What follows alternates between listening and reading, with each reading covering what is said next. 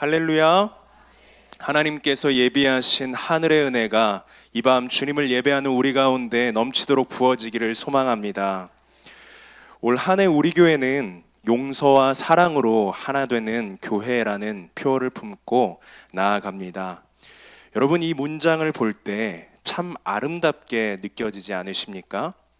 하지만 이 말이요, 어딘가 우리의 가슴 한 구석을 무겁게 하는 것 같습니다. 왜냐하면 우리는 경험을 통해서 누군가를 진정으로 용서하고 사랑하는 일이 얼마나 어려운 일인지 알고 있기 때문입니다.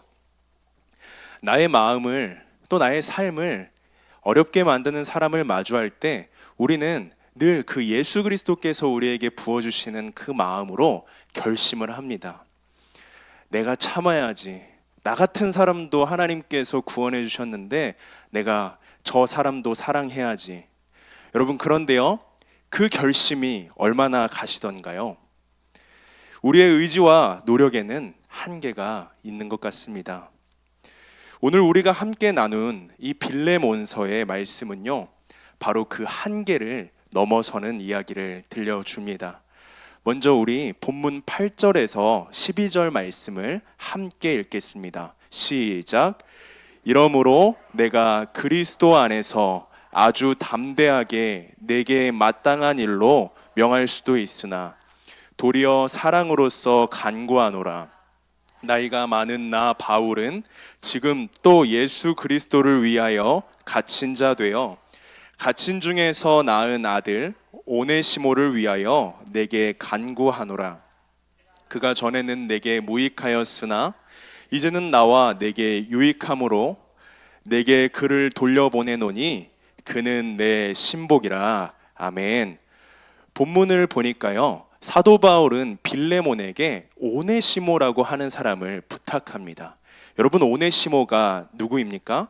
바로 빌레몬의 집에서 도망친 노예입니다. 이 빌레몬의 재산에 큰 손해를 입히고 달아난 사람이죠. 11절에서는요, 그를 무익한 자라고 이야기합니다. 사회적으로도 영적으로도 아무 쓸모가 없는 존재라는 그런 의미입니다. 그런데요, 그런 그 오네시모의 삶에 하나님이 개입하시기 시작합니다. 감옥에서 사도 바울을 만나게 한 것입니다. 하나님은 바울의 입술을 통해 오네시모에게 복음을 들려주십니다. 오네시모는 그 말씀을 듣고 변화되는데요, 그 이름의 본래 뜻과 같이 유익한 자로 재탄생하게 된 것입니다. 사랑하는 여러분, 우리는 말씀을 읽을 때 종종 등장인물에 우리의 초점을 맞추곤 합니다. 그러다 보니 그가 어떤 사람이었는지, 얼마나 위대한 믿음의 사람이었는지, 그가 무엇을 행하였는지, 그래서 우리는 그 인물과 같이 어떻게 살아가야 하는지 우리의 말씀 묵상이 그런 방향으로 흘러가곤 하죠. 그런데요, 여러분, 성경은 자기계발서가 아닙니다. 누군가의 성공담을 듣고 우리도 성공적인 신앙인이 되기 위해서 따라 살자고 이야기하는 것이 아닙니다. 성경은요, 우리의 신앙은요, 전적으로 은혜에 관련된 이야기입니다. 시작과 과정과 끝이 모두 은혜를 선포합니다. 하나님의 역사가 그 사람의 역사 가운데 어떻게 나타났는지, 그래서 하나님이 그 사람의 역사를 어떻게 이끌어 가시는지에 대한 이야기입니다. 믿음의 행위는요, 은혜의 결과입니다. 열매로서 삶이 나오는 것이죠. 그런 의미에서 오늘 우리가 읽은 본문 또한 바울이나 오네시모, 빌레몬이 주인공이 아닙니다. 실패한 인생을 다시 빚어가시는 하나님이 주인공이십니다. 이러한 바울과 오네시모의 스토리에 아주 놀랍게도 우리의 이야기가 담겨 있는 것을 볼 수 있습니다. 무엇입니까? 우리가 본래는 인생의 참 주인이 되시는 그 하나님을 배반하고 떠난 오늘 본문의 오네시모라는 것입니다. 바로 우리야말로 그 하나님의 영광을 가로채고 욕망을 따라 살던 영적 도망자였다는 것입니다. 하나님의 나라와 뜻을 위해 결코 유익할 수 없는 죄인들이었다는 것이죠. 그런데 하나님이 그런 우리에게 먼저 찾아오셨습니다. 우리의 무익함을 묻지 않으셨습니다. 오히려 그리스도 안에서 사랑받는 자녀로 정체성을 다시 부여해 주십니다. 이게 무엇입니까? 이게 바로 은혜인 것입니다. 사랑하는 여러분, 용서와 사랑의 시작은 우리가 무엇을 얼마나 어떻게 노력하는지에 달려있지 않습니다. 내가 얼마나 큰 죄의 빚을 졌던 오네시모였는지를 깨닫는 것에서부터 시작되는 것입니다. 참으로 무익한 나를 유익한 존재로 바꿔주신 그 하나님의 은혜 앞에 엎드리는 것이죠. 사랑하는 여러분, 이 밤 하나님이 주시는 은혜를 다시 한번 우리 마음 깊이 새기며 간구하며 나아가기를 소망합니다. 하나님, 무익하고 더럽고 한없이 추악한 나를 용서하여 주셨습니다. 이제 나도 용서하기를 원합니다. 이제 나도 사랑하기를 원합니다. 이 밤 제 안에 용서와 사랑의 마음으로 가득 채워 주시옵소서. 이 은혜가 우리 가운데 있어서 주님이 그려하셨던 것과 같이 내가 먼저 용서와 사랑의 시작점이 되기를 소망합니다. 우리 함께 12절 말씀 읽겠습니다. 시작. 내게 그를 돌려보내노니 그는 내 신복이라. 아멘. 바울은 오네시모를 빌레몬에게 보내며 그를 나의 신복이라고 이야기합니다. 다른 번역에 보니까요, 나의 심장이라고 그 뜻을 하고 있습니다. 앞서 10절에서는요, 오네시모를 자기가 낳은 자식이라고 이렇게 표현을 했는데요, 이제 12절에 와서는 내 심장이다 라고 말하고 있습니다. 사도 바울이요, 오네시모를 나의 생명과 같이 여긴다는 의미입니다.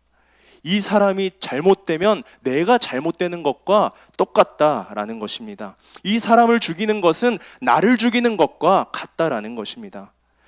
사랑하는 여러분, 이것이 진정 하나님께서 우리에게 행하신 사랑이 아닙니까? 자녀된 우리가 죽게 생겼으니 사람의 몸을 입고 직접 오셔서 대신 죽으신 그 사랑 말입니다.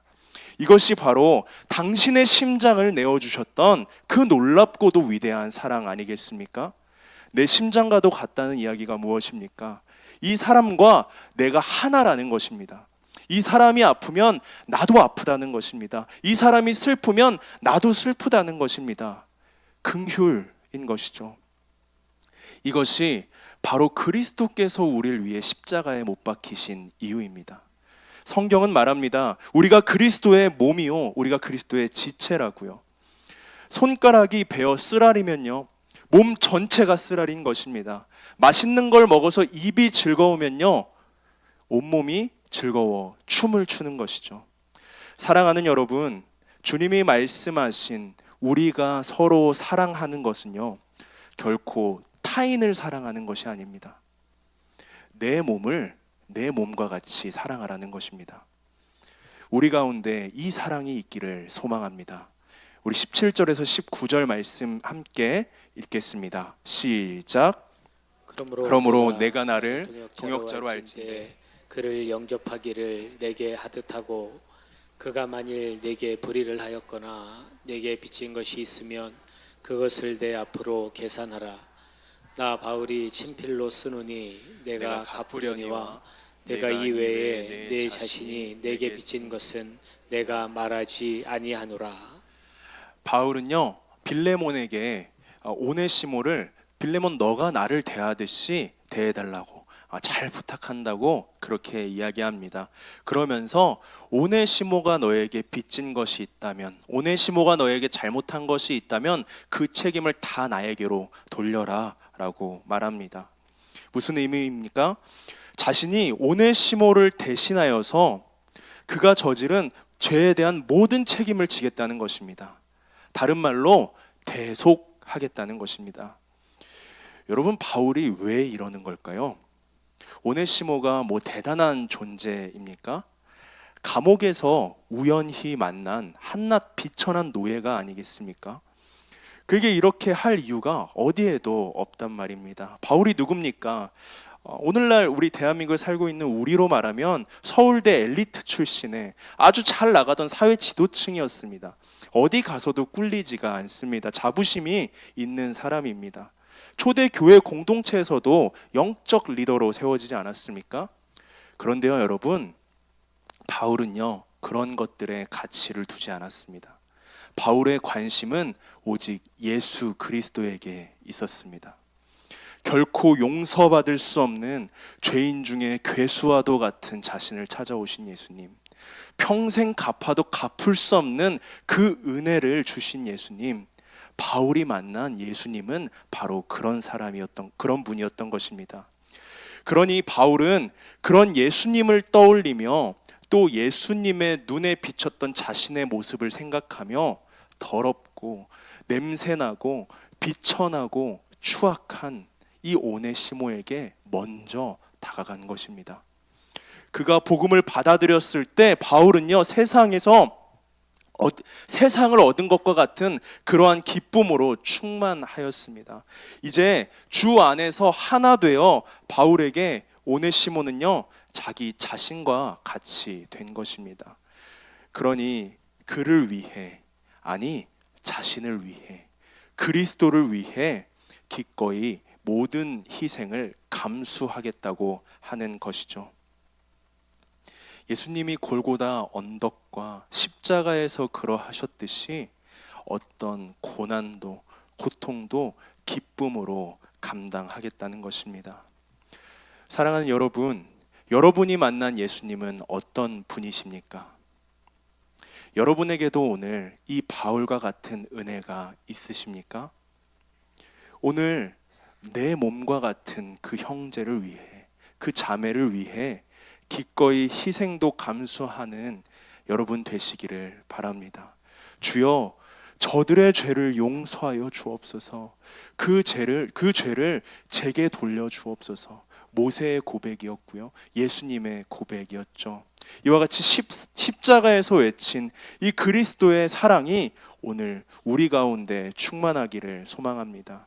그 사랑이 우리 가운데 있다면 우리는 또한 우리의 형제를 용서할 수 있습니다. 그렇게 그리스도의 몸된 교회는 하나 되어 견고히 세워져 갑니다.